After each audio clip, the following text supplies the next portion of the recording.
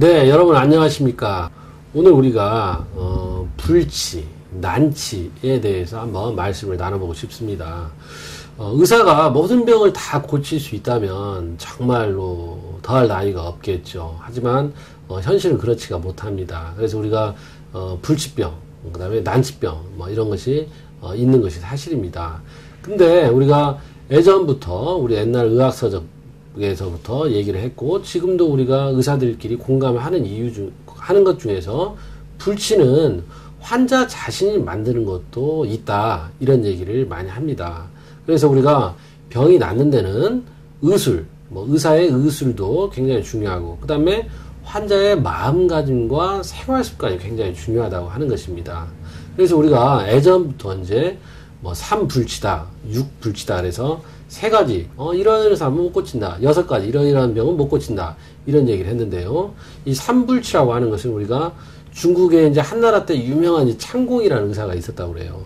그 이제 창공이 3가지 불치를 얘기했는데, 병이 났는데 약을 먹으려고 하지 않는다, 이게 첫 번째. 그 다음에 몸을 또 가볍게 여기고 목숨을 우습게 보아서 조심하지 않는다.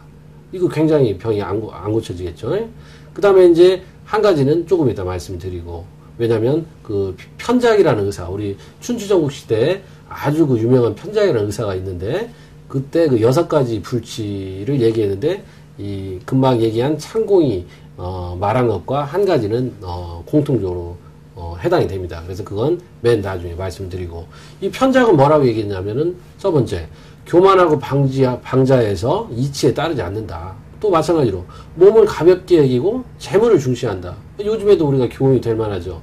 재물을 많이 이렇게 추구하다 보면은 몸이 망가져도 모릅니다. 그 다음에 먹고 입는 것이 적절하지 못하다. 우리가 뭡니까? 너무 배불리 먹지 말라. 또 너무 골아도 안 되겠죠. 그 다음에 너무 더우면 안 되겠죠. 그래서 적절하게 온도를 맞춰주는 거. 추울 땐 덥게 하고 더울 땐 시원하게 하고, 이것이 바로 병을 고치는 요체입니다. 그 다음에 뭐냐? 음양이 뒤섞여 있어서 장부의 기운이 안정되지 못하다.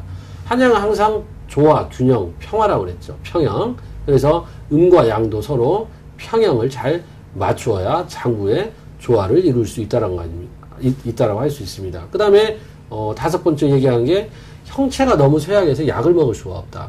우리가 이제 특히 한약 같은 경우 어떻습니까? 입으로 먹어야 돼요. 그래서 우리가 암 환자도 이 사람이 살 수 있다, 아니면 더 이상 치료를 할 수 없다라고 하는 것이 곡기가 끊어졌냐 안 끊어졌냐, 그 얘기를 많이 합니다.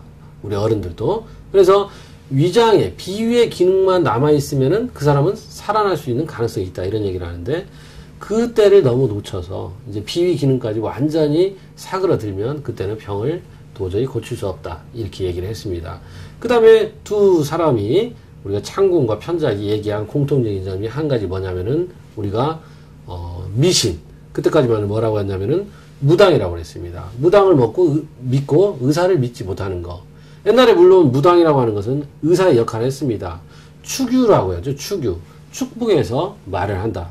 그래서 우리가 어떤 우리 종교에서도 축원을 하고 기원을 하고 그것으로 병을 고치지 않습니까? 물론 그것은 심리적인 그런 면에서 굉장히 의미가 있습니다. 여기서 말하는 이 축이라고 하는 것은 우리가 어떤 무당, 요즘에 얘기하면 혹세무민하는 그런 사람이죠. 그러니까 어떤 근거가 전혀 없이 심적인 부분을 치료하는 것에서도 근거가 있고 충분히 그것에 맞는 합리적인 이론이 있으면 상관이 없지만, 간혹가다 우리가 터무니없이 혹세무민하고 이런 것에 혹해서 시기를 놓치거나 병을 못 고치는 사람이 많습니다. 여러분들 오늘 말씀드린 여기에 굉장히 많은 의미가 들어 있습니다. 그래서 병이라고 하는 것은 의사와 그 다음에 환자와 가족이 삼위일체가 돼야 고칠 수 있습니다. 여러분들이 각자에 맞는 위치에서 그 역할을 충분히 하셔서 모두 다 병에서 해방되시기를 기원하겠습니다. 감사합니다.